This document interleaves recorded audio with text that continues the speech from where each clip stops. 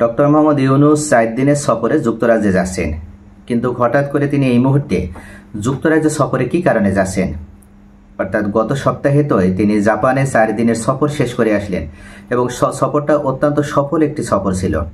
এর পরপরই এখনই আবার কি কারণে যুক্তরাজ্য সফরে যেতে হচ্ছে এবং এটা নিয়েই মূলত রাজনৈতিক পাড়ায় ব্যাপক জল্পনা কল্পনা চলছে। শুধু তাই নয়, ধারণা করা হচ্ছে যে ডক্টর মোহাম্মদ ইউনূস হয়তো যুক্তরাজ্যের সফরের আড়ালে উনি তারেক জিয়ার সাথে গোপন বৈঠকে মিলিত হবেন এবং দেশে এই মুহূর্তে বিএনপির সাথে যে অন্তর্বর্তীকালীন সরকারের একটা টানাপোড়েন চলছে এবং সম্পর্কের একটা অবনতি সৃষ্টি হয়েছে, এক্ষেত্রে এই সম্পর্ক বা সুসম্পর্ক গড়ে তোলার জন্য বা এই সম্পর্কের অবনতি অবস্থা থেকে অন্তর্বর্তীকালীন সরকার এবং বিএনপির মধ্যে একটা স্বাভাবিক সম্পর্ক বা স্বাভাবিক সম্পর্কের একটা সেতু বন্ধন তৈরির জন্যই মূলত তিনি সরাসরি যুক্তরাজ্য সফরের নাম করে বা বিভিন্ন যুক্তরাজ্য সফরের মাধ্যমেই তিনি মূলত গোপনে তারেক জিয়ার সাথে বৈঠক করতে যাচ্ছেন। আসলে বিষয়টি কতটুকু সত্য এটা নিয়ে যদি এখনও জল্পনা কল্পনা সৃষ্টি হয়েছে, তবে এটাকে কিন্তু এক প্রকার উড়িয়ে দেওয়া যাচ্ছে না। কারণ এই মুহূর্তে বিএনপি যেভাবে অন্তর্বর্তীকালীন সরকারের উপরে চাপ সৃষ্টি করছে, তাতে ডক্টর মোহাম্মদ ইউনূস অনেকটা বেকায়দায় রয়েছেন। বিশেষ করে ঢাকা দক্ষিণ সিটি কর্পোরেশনের মেয়র হিসেবে ইশরাক হোসেনের মেয়র ঘোষণাকে কেন্দ্র করে বা মেয়র শপথ অনুষ্ঠান না করায় বা তাকে শপথ না দেওয়ায় একটা গভীর সংকট তৈরি হয়েছে এবং নতুন করে আবার ইশরাক হোসেন লাগাতার অবস্থান কর্মসূচি পালন করছে এবং যতক্ষণ তাকে শপথ দেওয়া না হবে ততক্ষণ পর্যন্ত এই অবস্থান কর্মসূচি তিনি চালিয়ে যাবেন সেই ঘোষণাও দিয়েছেন। পাশাপাশি বিএনপির পক্ষ থেকে ইতোমধ্যে নির্বাচনের ব্যাপারেও সরকারের উপরে বাড়তি একটা চাপ তৈরি করা হচ্ছে। বারবারই বলা হচ্ছে যে ডিসেম্বরের পূর্বেই নির্বাচন দিতে হবে। যদি ডিসেম্বরের পূর্বে নির্বাচন দেওয়া না হয়, সেক্ষেত্রে বিএনপি নিজেরাই তারা নির্বাচনের রোডম্যাপ ঘোষণা করবে এবং তারা নির্বাচন অনুষ্ঠিত করবে।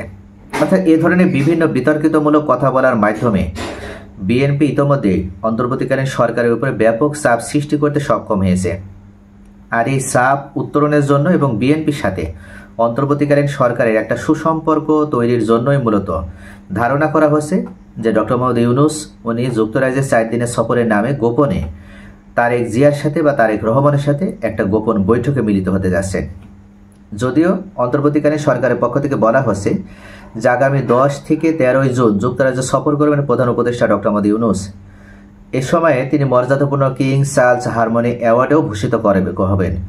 এছাড়া দুই দেশের সম্পর্ককে নতুন করে পুনরুজ্জীবিত এবং অর্থনীতি, বাণিজ্য ও বিনিয়োগের ক্ষেত্রে আরও ঘনিষ্ঠ সহযোগিতা গড়ার লক্ষ্যে এই সফর অনুষ্ঠিত হবে। পররাষ্ট্র মন্ত্রণালয়ের পক্ষ থেকে জানানো হয়েছে এটি একটি অত্যন্ত গুরুত্বপূর্ণ সফর। প্রধান উপদেষ্টা 9 জুন ঢাকা থেকে লন্ডনের উদ্দেশ্যে রওনা দেবেন এবং 14 জুন আবার দেশে ফিরবেন। এ সফরে অধ্যাপক ইউনূস ব্রিটিশ রাজা চার্লস তৃতীয়ের সঙ্গেও সাক্ষাৎ করবেন। ব্রিটিশ প্রধানমন্ত্রী কিয়ার স্টারমারের সঙ্গেও তার দ্বিপক্ষীয় বৈঠক হবে। এর বাইরেও বিভিন্ন কর্মসূচি রয়েছে। লন্ডনে বিএনপির ভারপ্রাপ্ত চেয়ারম্যান তারেক রহমানের সঙ্গে প্রধান উপদেষ্টা বৈঠক করবেন কিনা এমন প্রশ্নের উত্তরে রুহুল আলম সিদ্দিকী বলেন, প্রধান উপদেষ্টা তার যে কর্মসূচি উল্লেখ করেছেন সে অনুযায়ী এই বিষয়ে কোনো তথ্য নাই। বাংলাদেশ ও যুক্তরাজ্যের সম্পর্ক রাজনৈতিকভাবে গুরুত্বপূর্ণ এবং দুই দেশের মধ্যে বাণিজ্যিক সম্পর্কের একটা গভীরতা রয়েছে।